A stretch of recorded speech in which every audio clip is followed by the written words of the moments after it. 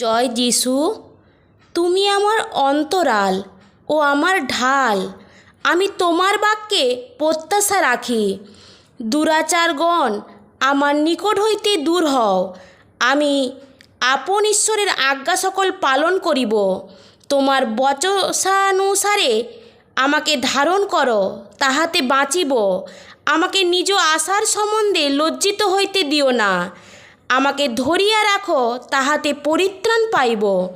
আর তোমার বিধিকলাপ সর্বদা মান্য করিব।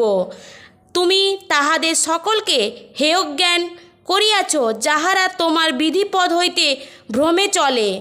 কেননা তাহাদের প্রবঞ্চনা অসার।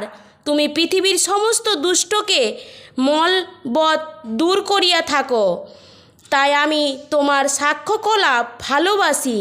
তোমার ভয়ে আমার শরীর রোমাঞ্চিত হয়। তোমার শাসনকলাপে আমি ভীত। আমি ন্যায় বিচার ও ধর্মাচরণ করিয়াছি। আমাকে উপদ্রবীদের হস্তে সমর্পণ করিও না। তুমি মঙ্গলের জন্য নিজ দাসের প্রতি ভীত হও। অহংকারীরা আমার প্রতি উপদ্রব না করুক। আমার চক্ষু ক্ষীণ হইতেছে তোমার পরিত্রাণের জন্য ও তোমার ধর্মময় বচনের জন্য।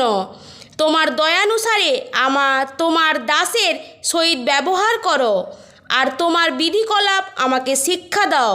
আমি তোমার দাস, আমাকে বুদ্ধি দাও, যেন তোমার সাক্ষ্য সকল বুঝিতে পারি। সদাপ্রভুর কার্য করিবার সময় হইল, কেননা লোকে তোমার ব্যবস্থা খণ্ডন করিয়াছে। তজ্জন্য আমি তোমার আজ্ঞা সকল ভালোবাসি। তজ্জন্য আমি সর্ববিষয়ে তোমার সমুদয় নির্দেশ ন্যায্য জ্ঞান করি। সমস্ত মিথ্যা পথ ঘৃণা করি।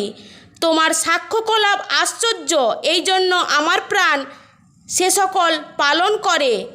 তব বাক্যসমূহের বিকাশ আলোক প্রদান করে, তাহা অমায়িক দিগকে বুদ্ধিমান করে। আমি মুখ খুলিয়া শ্বাস ফেলিতেছিলাম, কেননা তোমার আজ্ঞা সকলের আকাঙ্ক্ষা করিতেছিলাম। আমার প্রতি ফিরো ও আমার প্রতি কৃপা করো, যেমন তোমার নাম প্রিয়দের প্রতি করিয়া থাকো। তোমার বচনে আমার পাদবিক্ষেপ স্থির রাখো। কোনো অধর্ম আমার উপরে কর্তৃত্ব না করুক। Amen, amen, amen.